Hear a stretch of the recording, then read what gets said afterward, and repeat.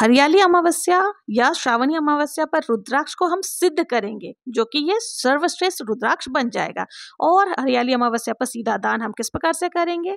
जय श्री कृष्ण दोस्तों, आज की इस वीडियो में हम लोग जानेंगे कि श्रावणी अमावस्या कब है, जिसे कि हरियाली अमावस्या के नाम से भी जाना जाता है।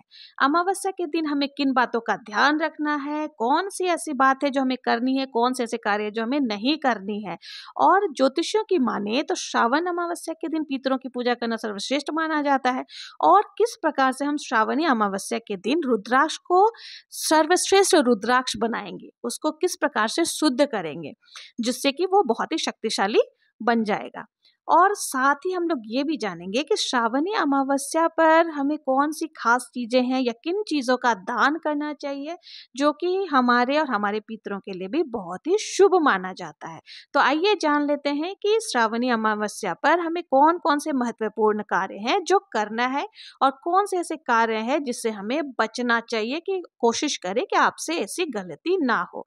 तो देखिए, सबसे पहले हरियाली अमावस्या के दिन हमें सुबह जल्दी उठ जाना है सर। और अगर कोशिश करें ब्रह्म मुहूर्त में, तो देखिए नहीं उठा जाता, लेकिन आप कोशिश करें कि कम से कम हरियाली अमावस्या के दिन जल्दी उठ करके आप गंगा जल मिश्रित जल से स्नान कर लें। और अमावस्या के दिन स्नान दान का बहुत ही महत्व होता है। तो इस सावन पर आप हरियाली अमावस्या पर भगवान भोलेनाथ का पूजन भी जरूर से करें।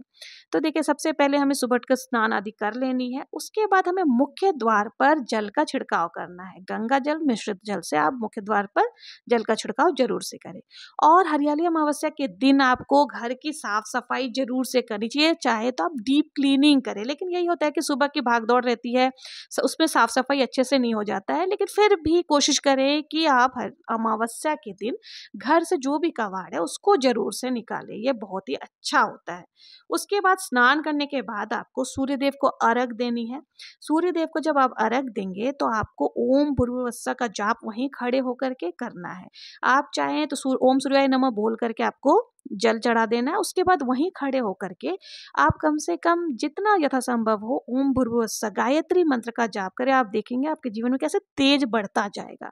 तो आप जरूर से चाहे तो 7 बार या फिर 11 बार या फिर 21 या 27 बार आप ओम भूर्भुवस्सुः तत्सवितुर्वरेण्यं भर्गो देवस्य धीमहि धियो यो न प्रचोदयात्, ये गायत्री मंत्र का आप जाप करें। देखिएगा अच्छा, मतलब आश्चर्यजनक आपको बदलाव आपके जीवन में दिखेगा। इसके साथ ही आपको क्या करना है, अपने मुख्य द्वार पर आपको स्वास्तिक के निशान जरूर से बनाने हैं। कोशिश करें कि कम से कम कोई भी जो शुभ तिथि आती है, पूर्णिमा हो गई, अमावस्या हो गई, शिवरात्रि हो गई, कोई सा भी जो शुभ होता है, आप अपने मुख्य द्वार पर स्वास्तिक जरूर से बनाएं। आप देखेंगे लक्ष्मी माता की कृपा कैसे आप पर होने लग जाएगी। अब जान लेते हैं कि हरियाली अमावस्या पर हमें किन चीजों का दान करना है। देखिए, दान में सबसे अच्छा सीधा दान माना जाता है। अब आपका प्रश्न होगा कि सीधा दान क्या होता है। तो देखिए, सीधा अर्थात एक व्यक्ति के जितना भोजन, कच्ची सामग्री का दान करना। जैसे मैंने यहाँ पर आटा ले लिया है, चावल ले लिया है, दाल ले ली है, आलू सब्जी के स्वरूप में ले लिया, फल ले लिया है, और साथ ही आपको दक्षिणा जरूर से दान करना है। आप चाहें तो वस्त्रों का भी दान कर सकते हैं, फलों का भी दान कर सकते हैं। और ये जो सामग्री है, ये इसको हमें क्या करना है, संकल्प लेना है, मतलब मनस लेना है। तो थोड़ा सा हाथ में जल लेकर के आप संकल्प लेंगे कि ये चीजें जो भी वार है उस दिन बोल करके मैं दान स्वरूप दे रही हूँ। फिर आप चाहें तो ये चीजें किसी भी जरूरतमंद को या फिर पंडित जी को दे सकते हैं, या फिर आप अपने घर पर बुला करके भी भोजन करा सकते हैं। यथासंभव भोजन आप करा सकते हैं। इसके साथ ही चूंकि सावन का महीना है, तो सावन के महीने में छाता का दान करना भी बहुत ही शुभ होता है। आप वस्त्रों का दान कर सकते हैं, छाता का दान कर सकते हैं। तो यथासंभव आप जरूरतमंदों को छाते का दान जरूर से करें। तो इस सावन में ये सारी चीजें आपको जरूर से दान करनी चाहिए, अपनी यथासंभव अपनी स्थिति के अनुसार।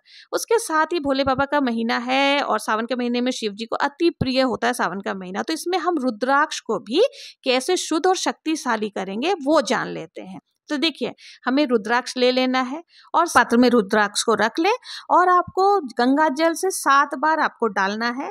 और इसके साथ ही आपको गाय का दूध ले लेना है, कच्चा गाय का दूध ले लें, उससे आपको 5 बार उसके ऊपर, रुद्राक्ष के ऊपर डालना है। इसके साथ ही आपको गाय का देसी घी ले लेना है, उससे हमें रुद्राक्ष के ऊपर लेपन करना है। अच्छे से आप रुद्राक्ष पर लेपन करें और फिर आप धूप दिखाएं। अगर आपके पास गूगल है तो आप गूगल का धूप कर सकते हैं, नहीं तो आप कोई सा भी धूप दिखाएं और इसको इस प्रकार से हमें सिद्ध कर लेना है। और अगर कोई भी मंत्र नहीं आता तो श्री शिवाय नमस्तुभ्यम बोल करके भी आप इस रुद्राक्ष को स्पर्श करके गले में धारण कर सकते हैं। यदि पूजा में रखते हैं तो पूजा में रख सकते हैं, या कोई विशेष कार्य के लिए जा रहे हैं तो उसको साथ लेकर के जा सकते हैं। यदि इस सावन आप रुद्राक्ष को इस प्रकार से सिद्ध कर लेते हैं तो ये रुद्राक्ष सर्वश्रेष्ठ बन जाता है। ये प्रदीप मिश्रा जी ने बताया है, गुरु जी ने ये उपाय बताए हैं। तो इस सावन अगर आपके पास रुद्राक्ष है तो आप ये कार्य जरूर से करें। इस प्रकार से रुद्राक्ष को सिद्ध जरूर से कर ले। ये चाहे तो आप अमावस्या के दिन या फिर पूर्णिमा के दिन, किसी भी शुभ तिथि के दिन आप कर सकते हैं, लेकिन हरियाली अमावस्या आने वाली है तो आप इसी दिन कर ले तो बहुत ही बढ़िया है। तो हरियाली अमावस्या के दिन इस प्रकार से हम रुद्राक्ष सिद्ध कर लेंगे, शक्तिशाली बना लेंगे। अब जान लेते हैं कि हमें अमावस्या, किसी भी अमावस्या, चाहे वो श्रावणी अमावस्या हो या कोई सी भी अमावस्या हो, उस दिन हमें क्या नहीं करना चाहिए। देखिए, अमावस्या तिथि जो होती है वो पितरों को समर्पित होती है। तो इस दिन क्या है, किसी भी जानवर को हमें नुकसान नहीं पहुंचाना चाहिए, कष्ट नहीं देना चाहिए। जैसे गाय हो गए, कुत्ता हो गए, कौवा हो गए, इनको भूल कर भी हमें परेशान नहीं करना चाहिए। क्यों? क्योंकि इस दिन जो होता है जीवों को पितरों का अंश मान करके खाना खिलाया जाता है, इसलिए इनको हमें भूल कर भी नुकसान नहीं पहुंचाना चाहिए। अमावस्या के दिन पितरों के निमित्त दान हमें जरूर से करनी चाहिए। किसी कारणवश अगर आप भूल भी जाते हैं तो कम से कम दक्षिणा ही सही दान में अपने सामर्थ्य अनुसार जरूर से दें। इस दिन हमें तामसिक भोजन ना घर में बनाना चाहिए और ना ही खाना चाहिए, और साथ ही घर में साफ सफाई का विशेष ध्यान रखना चाहिए, क्योंकि जो हमारे पितृ है अगर वो प्रसन्न होंगे तो हमारे जीवन में खुशियां ही खुशियां भर देते हैं और उनका आशीर्वाद हमें प्राप्त होता है। तो इसलिए इस दिन शाम के समय आपको पितरों के निमित्त एक दीपक भी जरूर से जलानी चाहिए। आप दीपक प्रज्वलित करें, आप देखेंगे कोई पितृ बहुत ही ज्यादा प्रसन्न होंगे और आपको आशीर्वाद देंगे। उनके आशीर्वाद से आप संपन्न रहेंगे, कभी भी आपको किसी भी चीज की कमी नहीं होगी। तो इस बार श्रावणी अमावस्या पर ये कार्य आप जरूर से करें। आप देखिए, सावन के महीने में भोले बाबा को प्रसन्न करने के साथ साथ अपने पितरों को भी जरूर से प्रसन्न करें। इसलिए आपको पता चल ही गया होगा कि कौन से कार्य हमें करने हैं और कौन से कार्य हमें नहीं करने हैं। तो आपको मेरा वीडियो अगर जरा भी हेल्पफुल लगा हो, जरा भी पसंद आया हो, तो प्लीज मेरे चैनल को लाइक, शेयर एंड सब्सक्राइब करना ना भूलें। जय श्री कृष्णा, हर हर महादेव।